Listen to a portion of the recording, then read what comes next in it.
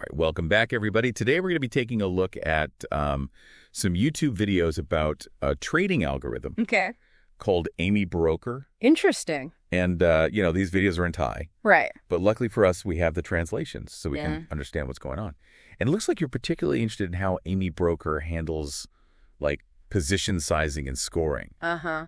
Those are always, like, the tricky parts of trading, right? Yeah. You know, those videos really highlight a problem for new traders. Yeah. They often know what to buy or sell. Like, they've got their signals. Right. They know when to enter a trade. Right. But then they don't know how much to buy. Yeah. How much? Exactly. Of each one. Yeah, and when you've got so many signals, which one do you pick? Exactly. You could have all these great buy and sell signals. Exactly. But if you're not sizing correctly or picking the right opportunities, you're missing out. You're leaving money on the table. So AmiBroker uses something called a position template to kind of address this, like a template for how you're going to handle things. Got it. And so one of the things that it addresses is this concept of max open positions. Okay. You know, let's say you only feel comfortable managing 20 positions at a time. Right. But your strategy gives you 100 buy signals. That's way too many. You've got to pick, right? Yeah. How do you choose? So max open positions helps you with that. Okay, so you're setting that limit first. Exactly. Okay, got it. But then how do you decide which 20 of those are actually worth buying? Well, that's where position score comes in. Position score. Uh-huh. It's like a ranking. Oh, okay. But before we even get to the score, we have to decide how much we're putting in. Right, yeah. Because the size of that position will affect your profit and loss, obviously. Exactly. So AmiBroker has two main methods. Okay. One is fixed value. So like a fixed dollar amount. Yeah, a fixed amount per position, regardless of account size. Okay. So like you always put in $1,000 per stock, regardless. Okay. And then the second is a percentage of equity. Okay, so a percentage of your total account. Yeah, so like 5% of your account goes into each trade. Interesting. So what are the pros and cons of like fixed versus percentage? Well, think about fixed value. Okay. As your account grows. Yeah. You're starting with $10,000 and you're putting in $1,000 per trade. That's 10%. Yeah. But if your account grows to 100,000 right. and you're still putting 1,000 in, that's 1%. You're leaving a lot of money. Yeah. Yeah. So the percentage kind of keeps up with your growth. It keeps it proportional. I like that. Yeah. Now, so AmiBroker doesn't just choose one of those, right? No, it actually combines them. Oh, interesting. It uses this minimum of two values approach. Okay. It calculates shares by equity. Okay. And shares by liquidity. Okay. And it uses the lower of those two. So which one is smaller? Exactly. Got it. Okay, break that down. So what is shares by equity? Well, shares by equity is basically that percentage of equity method that we just talked about. Right. Like how many shares can you buy with a percentage of your account? Right. And then shares by liquidity. Yeah. That looks at the volume of the stock. Got it. Okay. Making sure you're not buying so much that you're like manipulating the market. Right. You don't want to be a whale. Exactly. Okay, so that's like a safety net. So you're not over-investing based on your account size. Yeah, or the liquidity of the stock. Okay, cool. Do you give us a real example? They do. All right, perfect. They start with a hypothetical account equity of $600,000. $600,000, okay. I don't think they specify a currency. Yeah, it's fine. But the numbers are what matter. Right, the numbers are what matter. And their max open positions is set to 30. Okay, 30. Shares by equity is 5%. 5%, okay. And shares by liquidity is also 5%. But in this case, it's 5% of the stock's 20-day average volume. Okay, so they're using that 20-day average volume to gauge the liquidity. Exactly. Got it. Okay, and then they give like 7 example stocks? They do, with their closing prices and their volume. Oh, okay, so they put all that in. And then AmiBroker tells you what to do, how much to buy of each of those. Oh, cool. And you can see sometimes it's limited by your equity. Okay. Sometimes it's limited by the liquidity. That's cool that you can actually see how those two factors come into play. And it depends on the numbers for each particular stock. Okay, cool. Now, before we move on to position score, I do want to highlight something that they mention, which is that AmiBroker actually sells existing positions. Oh, yes. That have a sell signal. Yes. Before it starts calculating the buy positions. That's really important. And I think that might seem kind of counterintuitive at first. It might. But it's like if you sell first. You free up the cash. Right. So that if these new opportunities come up, then you have the buying power. Exactly. Otherwise, you're stuck holding these losing positions just because you already bought them. And you miss out on the new ones. Yeah. So it keeps your capital very... more dynamic. Flexible. Yeah. Got it. And not emotionally tied to stocks. I like that. That are not performing. So it brings us back to position score. Yes. So we know max open positions sets a limit. Right. We understand how the position sizing works. Mm-hmm. So how does AmiBroker then actually decide which ones to buy out of all of them? Right. So position score is a way to rank those. Oh, okay. From most promising to... best to worst. Exactly. Got it. So the higher the score, the more attractive the trade. Okay. Now, the formula for the score can be customized. Oh, interesting. But in the video, they use a simple example, which is the close price of the stock. Okay. Times the volume. Close times volume. Divided by the 20-day moving average of the close times volume. So it's taking price and volume into account to come up with some kind of score that says how hot this stock is. Yeah, exactly. Yeah, how active. Yeah. How much interest there is in it. Okay. But that's just one example. Right. And you can tailor that. So you can customize it. Yes. To fit your own needs. Your own strategies and preferences. That's really cool. So AmiBroker will just buy the top 30 based on that max positions limit. Well, it's more dynamic than that. Okay. Remember, we sell first. Oh, right. Right. Yeah. You sell, then you reevaluate. Yes. And then you go buy again. Yeah, and then it goes down the list. Oh, wow. Until it either hits the max open position or it runs out of money. So there's a lot going on. There is, yeah. It's more nuanced than just like, it is. Here are the inputs, here are the outputs. Right. So it's like this interconnected system with a max positions. Mm-hmm. Then you've got the sizing based on equity and liquidity. Yeah. And then this score to rank them.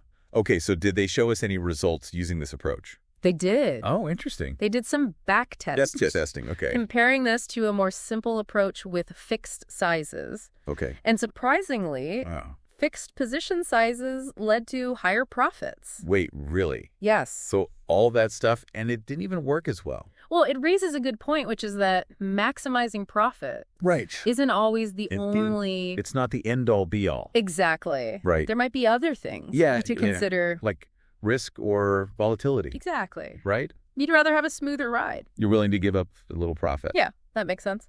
Okay, well, I think there's a lot more to unpack here. There is. So we'll dive into some of those other factors in the next part of our deep dive. I'm looking forward to it. All right.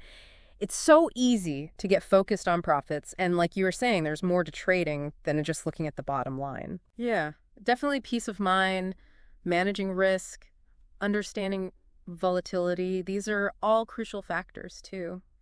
You know, it's interesting that those videos focus so much on back testing. Yeah. Which is great. Right. You get a sense of historical performance, but it doesn't tell the whole story, does it? Yeah, it's like backtesting gives you the route on a map, but it doesn't predict like traffic jams or road closures. You should have a system that looks amazing in backtests. Right. It then falls apart when the market does something unexpected. Right. Yeah, that's a good point. And that's where things like stress testing and monitoring come in. Absolutely. You need to understand how your system's going to behave in different situations, not just the historical stuff. You got to be prepared for all kinds of weather conditions on your road trip. I like that analogy. Right. So how do you bridge the gap between backtesting and actually like trading in the real world? Well, that's a tough one. It's got to be hard to perfectly simulate everything.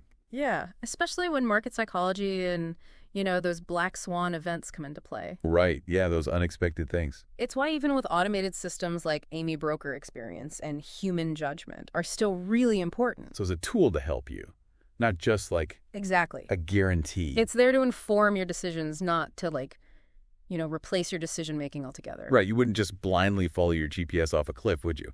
Hopefully not. All right, so let's bring it back to position sizing and scoring in AmiBroker. Okay. So we talked about how it uses those two values, shares by equity and shares by liquidity, to determine the number of shares to buy. Right. What are some of the potential downsides or limitations with that approach? Well, remember, shares by liquidity is based on that 20-way moving average of volume. Right. So it's using past data to inform the present. But what if there's like a sudden surge in volume on the day that you're trying to buy? Then that liquidity limit would kick in. Exactly. And you would be buying a much smaller position. You'd miss out on some gains, potentially. Right. And on the flip side, what if volume dries up? Uh-huh. You might be able to buy more shares, but then you get stuck. Yeah, exactly. Yeah. It's like getting caught in gridlock on your road trip because you didn't account for rush hour traffic. You got to be ready for detours, right? So... And what about on the equity side? Are there any drawbacks to using like a fixed percentage for your position size? Yeah, especially if your portfolio is really concentrated in just a few positions. Oh, If those holdings have a bad day, right. it can really drag down your overall portfolio value. And then that shrinks your buying power in the Exactly. next trades.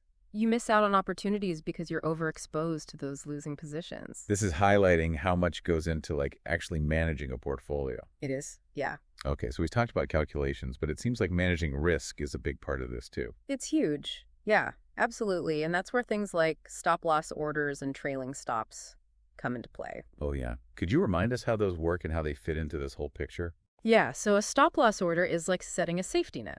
Okay. It's an instruction to sell a stock if it drops below a certain price. So you limit your losses. Exactly. Okay. A trailing stop is similar, but it's a bit more dynamic. Okay. It adjusts upwards as the stock price rises, so it locks in gains as you go. So they're like guardrails on your trading road trip. I like that. You're taking calculated risks, knowing you've got some protection. Exactly. Okay, but how do stop-loss orders relate to the amount you initially invest?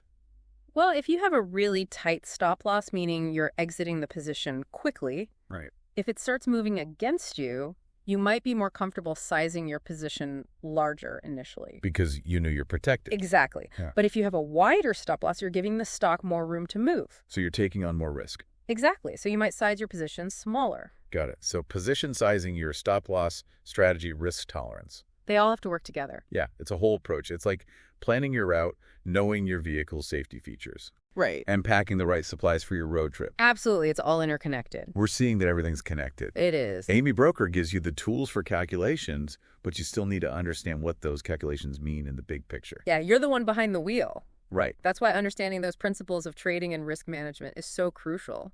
A tool can't replace that knowledge. It cannot. Okay, so we've talked about some potential pitfalls of relying too much on historical data and risk management tools.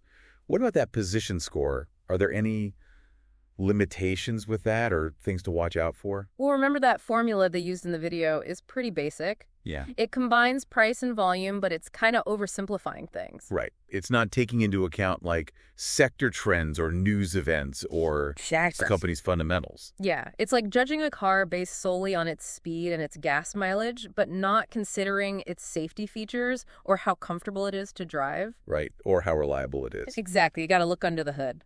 You got to see what's going on there. And see what's really driving those numbers, and also consider the time frame for that moving average. They use 20 days. Okay. But that might not be right for everybody. Right. Someone looking for short-term trades might want to use a shorter period. Exactly. And someone who's a long-term investor might want to use a much longer period. Exactly. You need to match that time frame to your style and the kind of signals that you're looking for. Okay. So you really got to know what you're trying to do. Yeah, and even with a customized position score, remember, it's just a number. Right.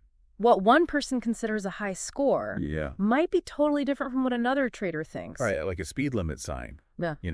65 miles per hour might seem really fast on a winding road, but perfectly normal on a highway. Exactly. Context matters. Context matters. Yeah. It's up to you to decide what that number means in the context of your strategy and your risk. Yeah. And even just your gut feeling. Yeah, your intuition. Sounds like we're getting into like the art of trading now. Yeah. As much as like This much of the science, yeah. the science. I like that. That's why backtesting and paper trading are so important. Absolutely. It lets you experiment without... Without risking real money. Right. It's like taking a car for a test drive. Exactly. You wouldn't buy a car without test driving it first, and you shouldn't just jump into a trading strategy. Right. Blindly. Take your time. Yeah. Understand the logic experiment. Yeah. Discover what works for you. It's your journey. It is. Okay, so we've covered potential pitfalls, risk management, the limitations with the position score. Yeah. Anything else stand out to you from the AmiBroker videos? I keep coming back to that idea of selling existing positions before you calculate new buys. Yeah. It just emphasizes this key principle of successful trading being adaptable, Right. responding to changing market conditions. Yeah, you can't just set it and forget it. You need to constantly evaluate your portfolio, Right. reassess your positions, make adjustments. Be flexible. Be flexible, exactly. You're the captain of your ship. And AmiBroker is like a tool in your navigation system, Right. but you make the decisions about where to sail. Okay, so we can't just plug in some numbers and let it do all the work. No. We have to be active. You got to be involved. Participants. Yeah. Okay, I'm remembering another interesting point from the videos. Yeah. Those back testing results, that compared the dynamic sizing and scoring approach with a simpler approach using fixed position sizes. Right. And the fixed positions actually had better profits. It did. Yeah, it was surprising. Yeah, it challenges the assumption that complexity is always better. Sometimes simplicity can be surprisingly effective. Sometimes. Yeah. Yeah, we tend to think more is always better. Yeah, more bells and whistles. Right, more bells and whistles. But that's not always the case. Not always. It raises the question, though, is net profit really the only metric that matters? That's a great question. And like we've been talking about, you've got to think about risk. Right. Volatility drawdown. A strategy that maximizes net profit might also have huge volatility or large drawdowns. Right. Which could be really uncomfortable for some traders. Yeah, it's like choosing a bumpy high-speed roller coaster versus a scenic leisurely train ride. I like that. They'll both get you there, but the experience is different. Very different. So no one-size-fits-all solution here. Yeah. Find a strategy that works for you. Yeah, that aligns with your risk tolerance, your style, your goals. Your goal. Find the right vehicle for your trading journey. Exactly. And that's what I think is so valuable about these AmiBroker videos. Yeah. They're giving you a framework for thinking about all of this. Right. But they're encouraging you to go beyond that and develop your own approach. Exactly. They're giving you the ingredients, but you're creating the recipe. I like that. And that's what makes trading challenging and rewarding. It does. It really does. So we've talked about pitfalls, risk management limitations, the importance of customization. Is there anything else that really stood out to you about the AmiBroker videos? You know what I keep coming back to? Their emphasis on the quality of the data that we feed into these systems and how that can impact our results. We've talked about how the system works, Yeah. but not so much about the fuel that makes it good. The data. Yeah, data. Yeah. Let's shift gears a bit and talk about how data quality can make or break our strategies. So we've spent a lot of time talking about all those little details of AmiBroker, like position sizing and scoring and managing risk and making it your own. But like you said, none of that matters if the data you're putting into the system Is garbage. is no good. Yeah, it's like trying to bake a cake with spoiled milk and rotten eggs. Yeah, you're not going to have a good time. You can have the best recipe, the most skilled baker, Right. but the outcome's going to be a disaster. Yeah, so in trading algorithms, the data is our ingredients. It's the key ingredient. What kind of things affect data quality, and how can we make sure we're using the good stuff?